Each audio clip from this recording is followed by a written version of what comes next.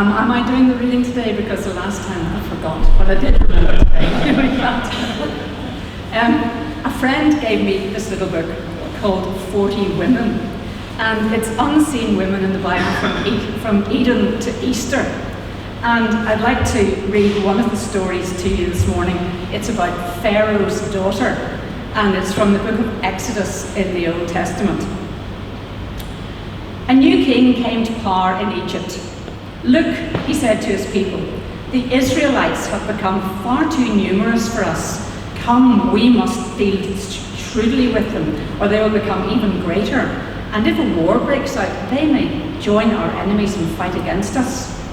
So the Pharaoh of Egypt said to the Hebrew midwives, whose names were Shiphrah and Puah, "When you are helping the Hebrew women during childbirth on the delivery stool, if you see that a baby is a boy, kill him. But if it's a girl, let her live." The midwives, however, feared God and did not do what the king of Egypt had told them to do. They let the boys live. Then Pharaoh sent out another order to his people: "Every Hebrew boy that is born, throw him in the Nile, but let the girls live."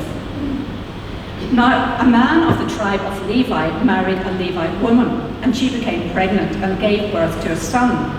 And when she saw that he was a fine child, she hid him for 3 months. But when she could hide him no longer, she wove a basket for him and coated it with tar and pitch. And she placed the child into it and put it among the reeds along the bank of the Nile.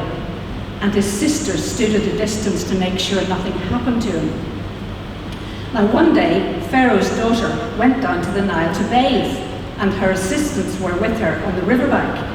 And she saw a basket among the reeds and sent her female slave to get it. And she opened it and saw the baby. And he was crying, and she felt sorry for him.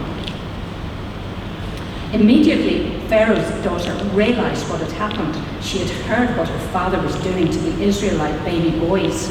But this little baby brought out her protective instincts. Imagine the scene. The baby is helpless. He needs her. She can take him to the safest place in the country, the palace. Her father won't say no to her, and she'll raise him as her child. But she needs a wet nurse to feed him.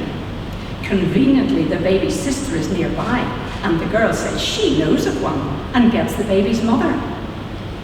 That baby was Moses, the Moses, who grew up to lead the Israelites out of slavery and out of Egypt. That same Moses who gave us the 10 Commandments on which modern society is still based.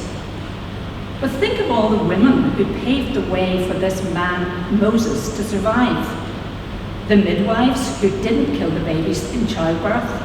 The mother and sister who risked their lives for him. The maidservant who disobeyed Pharaoh to bring the baby to the princess. And Pharaoh's daughter, who provided Moses with the best education and home in the land. And today, women are still doing amazing acts every day. Midwives are still helping women to give birth. Girls are still watching over younger brothers and sisters. Women are still working in childcare, looking after other people's kids as if they were their own. So, I leave you with a couple of questions to reflect on. Who are the women in your life who have done amazing things for you? And who are the children today who need our care and our protection and our compassion? And how could we do something amazing for them?